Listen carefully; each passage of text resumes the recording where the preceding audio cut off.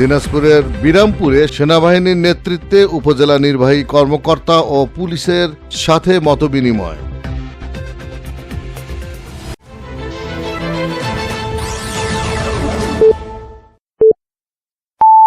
আসসালামু আলাইকুম। এমকে টেলিভিশনের নিয়মিত সংবাদে আপনাদের সবাইকে স্বাগত জানাচ্ছি আমি শারমিন মিনা।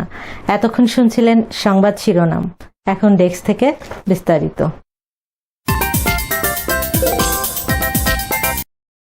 দিনাজপুরের বিরামপুরে সোমবার বিকেলে বাংলাদেশ সেনাবাহিনী 7 হর্সেস ইউনিটের লেফটেন্যান্ট কর্নেল মশিউদ্দিন আহমেদ এবং মেজর আশিকুজ্জামানের নেতৃত্বে সেনাবাহিনী বৈষম্য বিরোধী ছাত্র আন্দোলনের নেতৃবৃন্দ, উপজেলা নির্বাহী কর্মকর্তা নুসরাত তাসমিম আউন ও বিরামপুর থানা পুলিশের সাথে মতবিনিময়ের পর সকলকে বিভিন্ন ধরনের দিক নির্দেশনামূলক পরামর্শ প্রদান করেন এবং বিভিন্ন প্রিন্ট ও ইলেকট্রনিক মিডিয়ার সাংবাদিক বৃন্দ সে সময় উপস্থিত ছিলেন। এছাড়াও উপজেলার খানপুর ইউনিয়নের খ্রিস্টান আদিবাসীদের জীবনমান উন্নয়ন, শিক্ষা, স্বাস্থ্য সেবাকারী ধানজুড়ি মিশন নামক প্রতিষ্ঠান পরিদর্শন করেন।